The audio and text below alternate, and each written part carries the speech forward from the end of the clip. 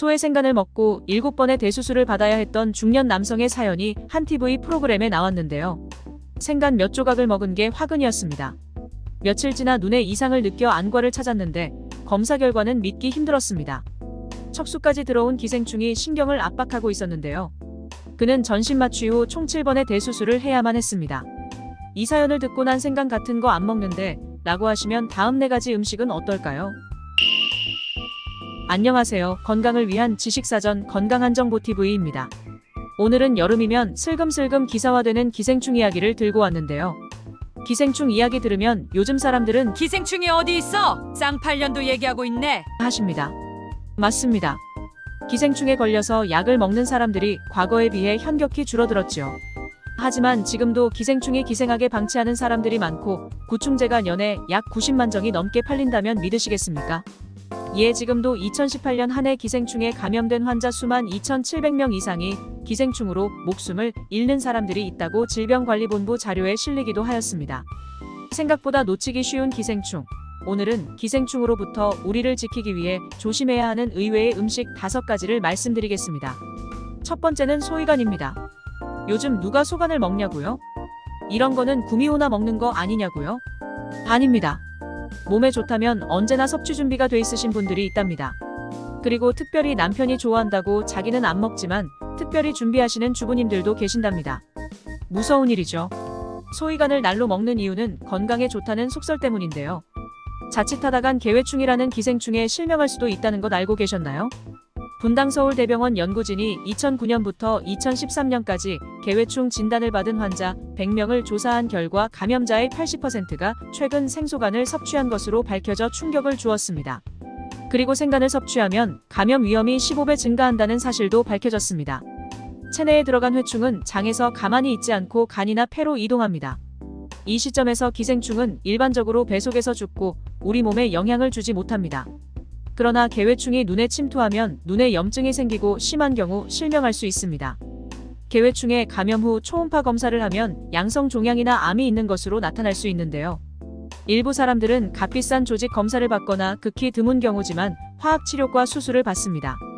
안 믿기신다고요? 극히 일부지만 이런 사연도 있었답니다.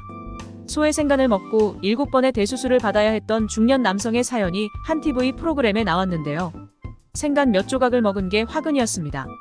며칠 지나 눈에 이상을 느껴 안과를 찾았는데 검사 결과는 믿기 힘들었습니다. 척수까지 들어온 기생충이 신경을 압박하고 있었는데요. 그는 전신 마취 후 총 7번의 대수술을 해야만 했습니다. 만약 소간 섭취 후 시야가 흐려지거나 몸살이 느껴진다면 병원에 가서 검사를 받는 것이 좋습니다. 두 번째는 민물고기와 민물게장입니다. 요즘 인기 있는 곳 중 하나가 민물게장 전문점인데요. 음식을 잘못 먹으면 폐흡충에 걸릴 수 있습니다. 폐흡충은 주로 인간의 폐를 서식지로 하는데요. 알은 폭 12cm의 주머니에 넣어 폐에 넣습니다. 단국대학교 의과대학 연구팀에 따르면 폐흡충 중 일부는 척추를 따라 뇌까지 이동할 수 있다고 발표하였습니다. 또한 중요한 문제는 민물고기의 간디스토마 감염입니다. 바다낚시로 잡은 생선은 회로 많이 드시는데요. 왜 민물고기는 회로 먹는 사람이 적을까 하고 생각해 보신 적 있으신가요? 이유는 간흡충의 위험성이 높기 때문입니다. 그러나 많은 사람들이 이러한 사실을 모르기 때문에 민물고기를 낚았다는 기쁨에 회를 계속해서 섭취하고 있는 경우가 있는데요. 간흡충의 위험을 몰라서겠죠? 혹시 민물낚시 하러 가시는 친구분이 계시면 꼭 회는 안 된다고 말씀 부탁드립니다. 이 간흡충은 세계보건기구 WHO에 따르면 생존율이 매우 낮은 담도암의 주요 원인인데요. 최근 국내 기생충 감염자의 63.2%에서 담도암의 원인인 간흡충이었습니다. 간흡충 감염의 위험은 잉어와 같은 민물 생선을 날것으로 섭취하거나 적절하게 조리하여 섭취하고 칼과 도마와 같은 주방 도구를 제대로 세척하지 않으면 증가할 수 있는데요. 담수어는 간흡충을 체내에 유입시키니 절대 회로 드시면 안 됩니다. 간흡충의 노출을 피하기 위해서는 담수어 즉 민물고기를 요리하는 것이 필요한데요. 간흡충은 조리 과정에서 칼이나 도마를 통해 전파되어 감염을 일으킬 수 있으므로 10초 이상 끓는 물에 데운 조리기구만 사용하셔야 합니다. 간과 폐흡충에 감염되면 처음에는 증상이 많지 않으나 결국에는 심한 기침, 숨가쁨, 식욕부진 등의 징후가 나타나는데요. 간흡충이 만성화되어 체내에 기생충이 증식하면 폐쇄성 황달, 담관암, 담석, 담낭염 등의 질환이 생길 수 있답니다. 간흡충은 우리 몸에 30년 이상 기생할 수 있는 무서운 기생충인데요. 민물고기를 먹고 증상이 나타난다면 구충제를 꼭 드시기를 권해드립니다. 하루만 먹어도 효과가 있기 때문에 가능한 한 빨리 약을 복용하기 시작하는 것이 좋습니다. 생채소가 세 번째입니다.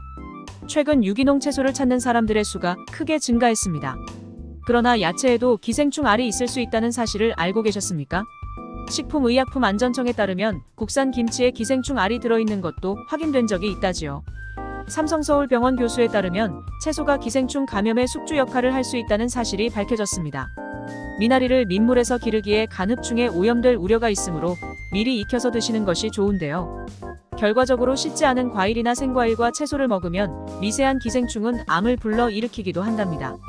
과일, 채소 세척제를 사용한 후에는 깨끗한 물로 3회 이상 씻거나 음식을 충분히 익히는 습관을 들이면 기생충 감염을 예방할 수 있습니다. 생선회는 네 번째입니다. 지난해 경기도 이천의 한 햄버거집에서 생선 패티 안에 외부 고래회충이 발견돼 대중은 경악하게 했는데요. 날생선을 먹을 때 고래회충 감염이 가장 흔합니다. 고래회충은 위의 강산을 피하기 위해 위벽을 통과하여 다른 기관으로 이동합니다. 날생선을 먹은 후 12시간 이내에 심한 복통이 나타나면 회충 감염을 의심할 수 있는데요. 출혈, 설사 등의 증상이 나타나면 이상이 있을 경우 즉시 병원을 방문하시기 바랍니다. 꼭 병원을 가셔야 하는 이유는 일반 구충제는 먹어도 회충이 낫지 않기 때문이죠. 심한 경우 고래회충 감염은 위험, 장폐색, 심지어 쇼크로 인한 사망까지 초래할 수 있습니다. 일반적인 치료 방법은 내시경이지만 시간이 늦추어지면 개복 수술이 필요할 수 있습니다. 감염 예방을 위해 60도 이상의 온도에서 1분 이상 꼭 가열해서 드셔야 합니다. 구충제를 정기적으로 사용하는 것이 기생충 감염을 피하는 가장 좋은 방법입니다. 국내 기생충 감염률이 2에서 3%에 이르는 점을 감안할 때 전문가들은 필수가 아니라는 주장합니다. 맞습니다. 그래서 의심이 된다 싶으면 구충제를 추천합니다. 구충약에는 크게 두 가지 범주가 있습니다. 처방전 없이 구입할 수 있는 구충제를 사용하면 회충 및 편충과 같은 장내 기생충을 박멸할 수 있습니다. 그리고 이미 언급한 바와 같이 민물고기를 날 것으로 섭취하여 흡중류에 걸린 경우 처방전 없이 살 수 있는 알벤다졸보다 프라지판테를 복용해야 하는데요. 부작용이나 내성을 유발할 수 있으므로 처방약을 구입하려면 의사의 진단과 처방전이 꼭 필요합니다. 근데 구충제도 약이다 보니 간에 부담이 있어 약 드시기 그렇다고 하시는 분들도 있더라고요. 그래서 기생충 감염을 예방하기 위해 구충제 외에 다른 방법 말씀드리려 합니다. 대박이죠? 무조건 완벽한 방법은 무엇이든 날걸로 섭취를 금하시는 것이 좋겠죠. 그래도 드셨다면 아래 세 가지 훌륭한 음식들이 처방전으로 기다리고 있답니다. 첫째는 호박씨가 있습니다. 호박씨에는 많은 아미노산이 존재하는데요. 신체의 아미노산은 기생충의 활동을 차단하는 데 도움을 줍니다. 그런 호박씨는 아침에 공복에 갈거나 씹어 드시면 더욱 좋은 효능을 나타냅니다. 두 번째, 메밀가루는 피를 맑게 하고 몸의 독소를 제거하는 데 아주 좋은데요. 메밀 역시 기생충을 효과적으로 제거할 수 있는 생메밀을 추천드립니다. 단, 메밀은 성질이 차갑기 때문에 위궤양, 수족냉증 등 위장장애가 있는 분은 의사와 상담 후 드시는 것, 이제는 잘하시리라 생각됩니다. 마늘즙은 세 번째 옵션으로 제안합니다. 왜냐하면 콜레라, 대장균, 결핵 등 각종 세균에 대한 항균 작용을 하는 알리신이라는 성분이 함유되어 있어 마늘즙은 특히 기생충 제거에 효과적인데요. 풍부한 비타민과 미네랄 함량으로 인해 마늘즙은 건강에도 매우 유익하답니다. 생마늘을 갈아서 마늘즙을 만들어 보관하는 것이 좋습니다. 오늘의 내용 정리해봅니다. 1. 미나리, 생야채, 회, 소간, 민물고기, 민물게장 등을 먹을 때는 특히 기생충에 주의하는 것이 좋다. 2. 호박씨, 메밀가루, 마늘즙은 속의 기생충 활동을 자제시킨다. 3. 되도록이면 날 것을 피하자. 식습관이 변하여 기생충의 위험에서 많이 벗어났습니다. 그럼에도 아직도 못 벗어나는 사람은 기생충 박사 서민 박사님과 상의 부탁드립니다.